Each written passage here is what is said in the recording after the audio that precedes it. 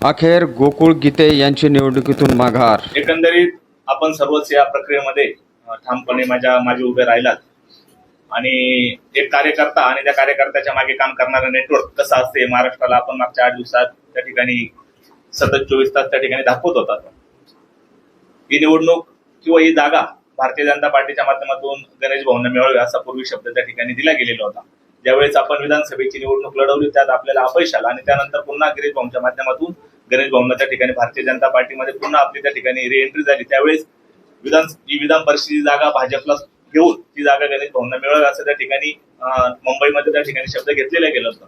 पण आपण बघितलं का मागच्या रविवारी साधारणतः 31 मेला कदाचित मी 1 जूनला त्या ठिकाणी फॉर्म भरला. 31 मेला ही जागा महायुतीमध्ये शिंदे गटाला सुटल्याने भाऊंचा फॉर्म तर आपण 30 मेला त्या ठिकाणी भरलेला होता आणि एकंदरीत या मतदारसंघातलं सगळं दूषित वातावरण कार्यकर्त्यांचा रेटा त्या ठिकाणी 31 मेला सायंकाळी कार्यकर्त्यांनी मला खूप आग्रह केला की आपण ही निवडणूक लढवली पाहिजे, ऑपॉर्च्युनिटी आहे आणि आपण त्या ठिकाणी पुढे गेलं पाहिजे आणि म्हणून 1 जूनला मी त्या ठिकाणी फॉर्म भरला.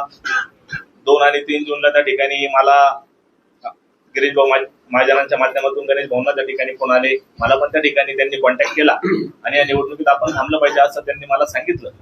पण निवडणूक आणि कार्यकर्त्यांची मतं जाणून घेतल्यानंतर ही निवडणूक माझ्या हातात आहे असं एकंदरीत वातावरण कालपर्यंत मला जाणवत होतं, असू शकतं. पण एकंदरीत सगळ्याच गोष्टी आपल्याला माहित आहे का आपण पहिल्या दिवसापासून महाजन आणि गीते एक निकटवर्ती हा शब्द आपण त्या ठिकाणी जोडला गेला आणि ते आहेच, ते आमचे मार्गदर्शक आहेत.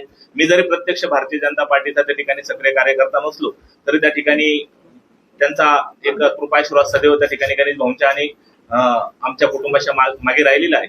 आणि अशा वेळेस राज्याचे वरिष्ठ नेते आदरणीय फडणवीस साहेब, शिंदे साहेब यांना असं कुठेतरी संशय येत होता की या ठिकाणी गोकुळ गीतांना त्या ठिकाणी गिरीश महाजनांचंच त्या ठिकाणी पाठबळ मिळतात काय आणि त्या माध्यमातून मागच्या 3-4 दिवसापासून त्या ठिकाणी त्या ठिकाणी गिरीश भाऊ मोठा त्या ठिकाणी वरचा दबाव होता की नाही हे तुमच्या हातात आहे ना असं का होत नाही.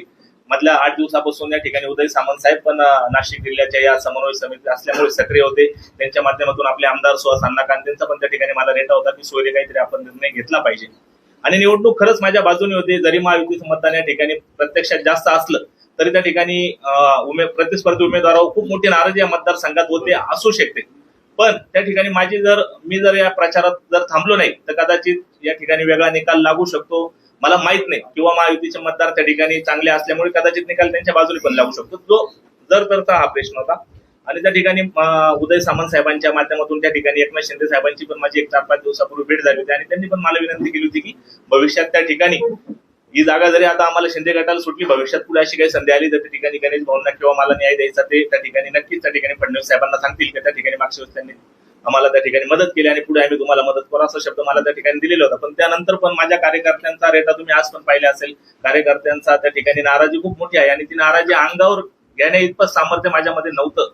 पण आदरणीय दादासाहेब भुसे असतील, आमचे निलेश बोरा असतील, महाजन साहेब असतील, सुहास कांते साहेब असतील, सामंत साहेब असतील आणि गणेश भाऊंवर त्या ठिकाणी सगळ्यांचा दबाव नव्हता. पण गणेश भाऊंवर त्या ठिकाणी एक त्यांचं व्यक्तिगत प्रेम असल्यामुळे आणि तितकाच अधिकार असल्यामुळे त्या ठिकाणी त्यांची इच्छा होती की गोकुळ या ठिकाणी या निवडणुकीतून थांबलं पाहिजे. काल त्या ठिकाणी मुंबईमध्ये चर्चा झाली, शिंदे साहेबांचं सामंत साहेबांच्या माध्यमातून बोलणं झालं. त्या ठिकाणी परवा रात्री पण त्या ठिकाणी सुहास अण्णा कांतेंनी मला त्या ठिकाणी फोन केला होता की सोयरे आपण योग्य तो निर्णय घेतला पाहिजे.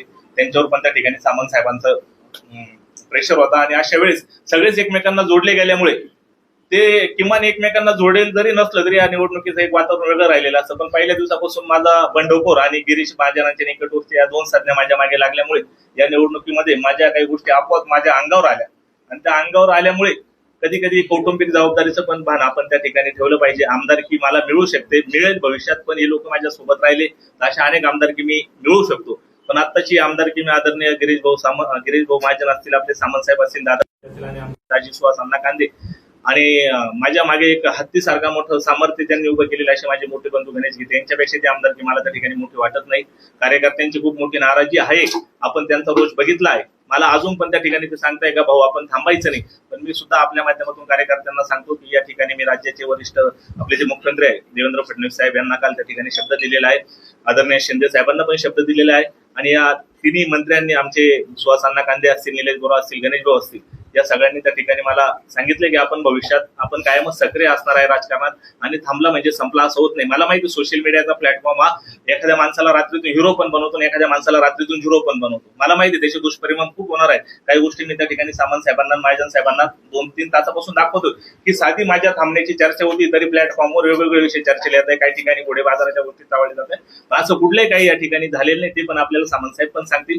पण फक्त या तिघांचा शब्द, सुहास अण्णा कांदेंचा आणि निलेश बोरांचा रेटा आणि एकंदरीत गणेश भाऊंचं त्या ठिकाणी माझ्यावर असलेलं प्रेम, माझ्या पाठीशी असलेलं पाठबळ, यामध्ये कौटुंबिक शांती आणि आमदारकीमध्ये मला कौटुंबिक शांती महत्वाची वाटते. आणि त्यासाठी मी माझ्या निवडणुकीत प्रचारात मी थांबवतोय. माझ्या सगळ्या कार्यकर्त्यांना मी त्या ठिकाणी विनंती केली काल रात्रीच का आपण कुठल्याही प्रकारचा प्रचार या ठिकाणी करून महायुतीतलं वातावरण खराब होईल अशी कुठलीही गोष्ट करू नये अशी मी आपल्या सर्वांच्या माध्यमातून त्यांना विनंती करतो. मला माहिती आहे आपले अनेक प्रश्न असणार आहे, पण मी माझा प्रचार थांबवतोय हा शब्द तुम्ही घ्या. आणि मला इतकं जे मी बोललो साहजिक आहे, माझ्यासोबत महायुतीचे लोक आहेत, तो विषय त्या ठिकाणी संपलेला आहे. माझ्या बाजूला सगळे महायुतीचे लोक बसलेले आहेत. मी तुम्हाला काल पण त्या ठिकाणी जाताना सांगितलं होतं की मी 2 शब्द मी वापरणार नाही, पण मी प्रचार थांबवतो. आणि तुम्ही पण कृपया ही गोष्टीकडे संपवी, तुमचा अधिकार आहे तो, तुम्ही बोलू शकता, कारण तुम्ही 4था स्तंभ आहे लोकशाहीचा. आणि तुम्ही खरंच मला या ठिकाणी ताकद दिली म्हणून मी या ठिकाणी घराघरात पोहोचलेलो. मी अनेक व्यक्तीच्या मतदारांना भेटलेले नाही, पण त्यांचे मला फोन येत आहे का भाऊ तुम्ही थांबू नका. पण नाही, मी या निवडणुकीचा प्रचार थांबवतोय आणि हा विषय माझ्या संपलेला आहे.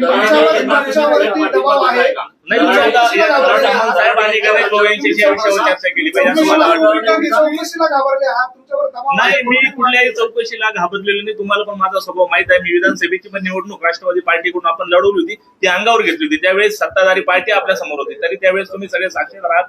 माझ्यावर कशा प्रकारचे अतिरेक झाले, अटॅक झाले, तरी मी त्यावेळेस नमलो नाही. आता पण घाबरायचं काही कारण नाही.